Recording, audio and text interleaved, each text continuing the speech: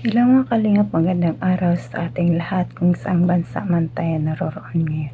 Ngayon mga kalingap, magbigay tayo ng reaction dito sa video ni Dr. Love na umalis sila para magsampa ng kaso doon sa matanda na nagbalahora sa kanila, no? Pero nakita natin doon na si Beyonce ay sabi nga ng mama niya na umiyak daw dahil sa sobrang awa niya sa matanda, dahil matanda na daw yun eh.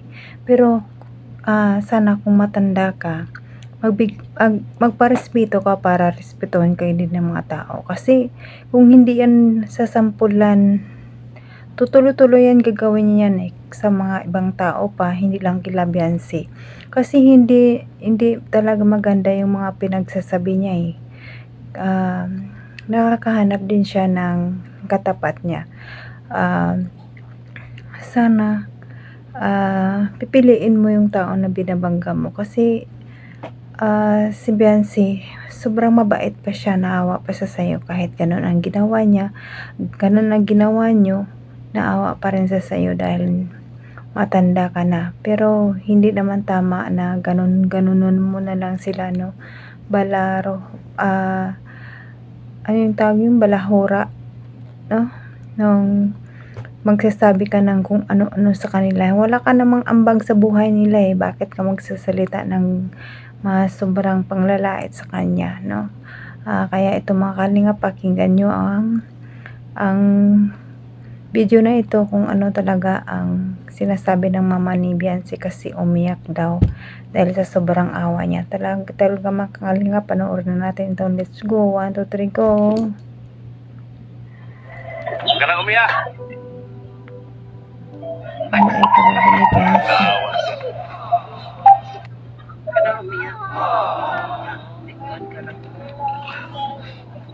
Umiyak si Beyonce. Naawa.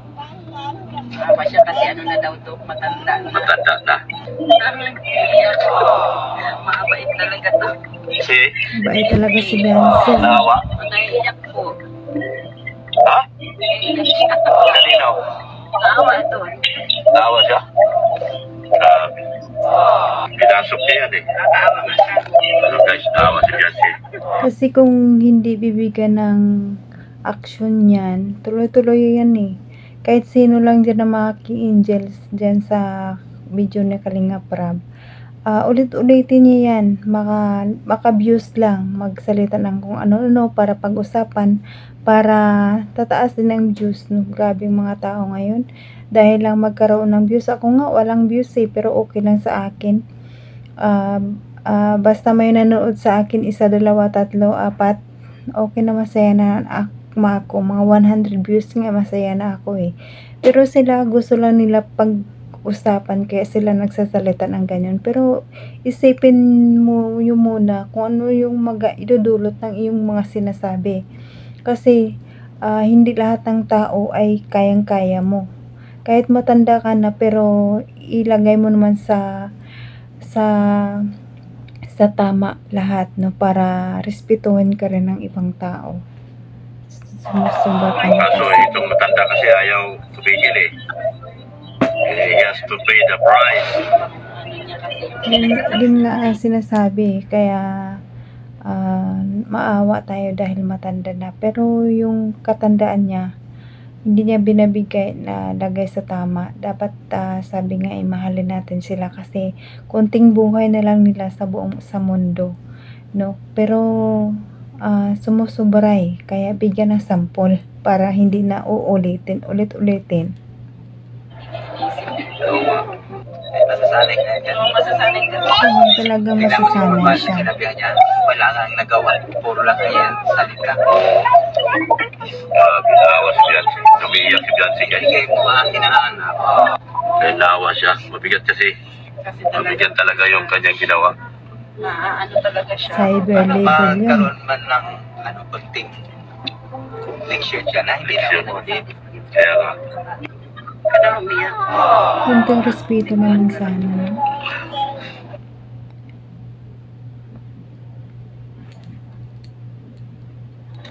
Umiyak si Beyonce. Naawa. Naawa siya kasi ano na daw to, matanda na. matanda nga siya, wala naman kinakatandaan kung basta makamura lang siya, yun ang lumalabas sa bibig niya, okay lang sa kanya. Kung gawin din ng ibang tao yun sa kanya, anong masasabi niya, di ba? Kahit sa akin, kahit anong nakikita ko talaga, basta makapanood lang ako ng mga video, wala yan sa akin. Yung mga napanood ko na kung ano mga sinasabi niya dyan sa video niya, pero hindi ko talaga pinapatulan yung mga yan. Yung iba kasi para pag-usapan lang, sumikat, gumagawa ng paraan para lang dumami ang views. Huwag naman ganyan, huwag kayong mangbalahura sa mga tao para lang tumaas ang views nyo. Maghirap din kayo sa unti-unti. Sa una, yung vlog, yung mga video ko sa una pa lang mga views ko wala pa yan 100. Sa katagalan, sa kaka-upload mo ng upload, basta maganda lang yung mga upload mo, may manonood sa iyo talaga. Kahit hindi naman maganda ang reaction ko, pero may nanonood pa rin. Pasalamat din ako na mayroon pa rin nanonood sa akin. Pero wag mong idaan sa kung ano-ano na mga salita lang para lang maka-views ka. Hindi naman maganda yun. Makasahod ka dahil sa nakakasira ka ng pamilya ng mga tao. Dahil sa ginawa mo, tataas ang views mo. Hindi naman ganyan. Dapat magkaroon ka ng views, pinaghirapan yan. Hindi yan madaling kunin. Basta upload ka ng upload, may manonood talaga sa iyo. Kahit na hindi ka magbalahura din sa ibang tao, mayroon talagang manonood sa iyo. Idaan mo sa tama. Sabi nga may prosesyo yan hindi ka agad-agad yaman sa madalian. Paghirapan mo muna yan bago ka magkaroon ng magandang kinabukasan. Hindi na sa isang iglap lang yayaman ka, hindi. Pero paghirapan mo muna yan. Hindi mo idaan sa pangbalahura ng ibang tao para lang magkaroon ka ng views, magkaroon ka ng revenue. Hindi ka naman makatulog nun dahil minapakan yung tao. Ay, naku na lang mga tao. Kaso lang hindi naman naaawa sa bahay. Kaso, ano kasi yung bata, Wala namang ginagawa si Beyonce. Ang bait-bait na bata. Tingnan mo nga, naawa pa sa sayo. Matanda ka na raw, kaya naawa sa sayo. Diyos ko po. niya sa tao, Grabe, akala niya kasi lahat na tao ay kaya niyang kasalitan pa. Makakakaso ba niya? Wala man pagkain na lang nga niya nila. Yun nga yung masama yung Grabe nga, masyado niyang minamaliit kami ay. Kahit na ganyan sila Beyonce, kahit noon pa, pero gumagawa sila talaga ng paraan na makakain, makapira, naglalabandera para lang makakain. Hindi sila gumagawa ng masama para lang makakain.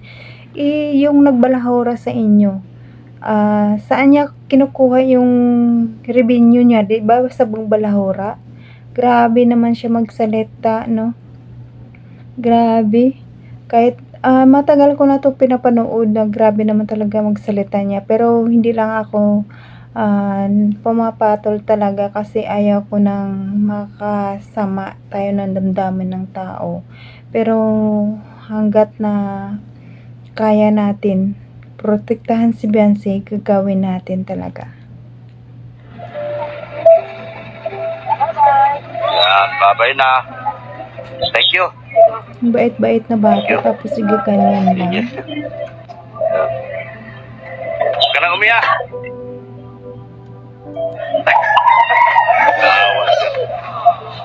Mawain naman talaga si Beyonce. Ay, babay na. Sayaw nga. Paano yung sayaw? TikTok. Sige na, TikTok.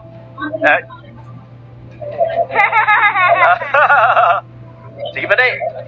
Pupunta ako bukas doon Kasi pasa yung sa ano din. Sige na. Tik-tik na lang tayo. Sige ba, Day? Salamat. Ayun mga kalingap, no? Diba, sabi ng mama ni Beyonce, umiiyak siya dahil sa naawa sa matanda. Pero naman yung matanda, walang katandaan, may napanood pa nga ako eh. Napanood nga ako, hindi daw siya takot sa kaso-kaso na yan. Ibabasura lang yan daw ng korte kasi wala daw ebidensya. Paano yung mga ebidensya dyan, nandyan ang mga lahat na nakabidyo na sinasabi mo lahat? Hindi ba ebidensya yan? Baka minamaliit mo sila, hindi nila kayang humarap sa kaso. Kaya tingnan mo lang, abangan mo lang kung anong mangyayari sa kaso nila kasi alam ko talaga nilalakad na nila Kuya Bal yan. Waiting lang tayo kung ano man ang mangyari. Sa ngayon, kalma ka lang dyan, baka ma-stroke ka. Basta ka ma-stroke ka, hindi mo kakayanan ng lahat. Kaya tumahimik ka na lang muna, magpalamig ka hanggat wala pa yung kaso mong hinaharap. Sana maawa ka naman sana, hindi ka naman sana nagsalita ng ganyan. Dahil nga sa edad mo, mukhang kawawa ka, baka atakayin ka sa puso. Ayun, yun mga kalingap, hanggang dito na lang aking video. Hanggat sa susunod na naman ng video ko mga kalingap, sana supportaran nyo rin ako. Sobrang awa ko dito kay Biancy, grabe, hindi naman talaga kasi makain yung mga pinagsasabi niya. Kahit nasabihin ni Biancy maawa siya, pero ang mga sinasabi niya hindi makain. Grabe siya. Swerte siya kasi kahit papano, kahit naawa pa rin ang bata sa kanya.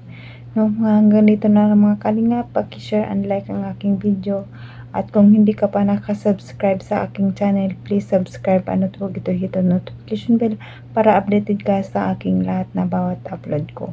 Kaya huwag nating kalimutan supportaran Kuya Bal Santos Matuwang, Ate Edna Bab, Kalingap Love, Kalingap Edo, Jackpot YouTuber, charity vlogger sa buong mundo na tumutulong sa ating kababayang mahirap. At nandyan din po ang mga keyboys, reactors, ang grupo naman sa KSG. Supportaran din natin sila mga kalingap. At lahat-lahat ng kalingap team, supportaran din natin sila. At it's me, Mildred Dagisan Official, ang second channel ni Jasmine 05 channel. Paki-support naman mga kalingap. Alam ko naman support ka po sa akin kahit paano.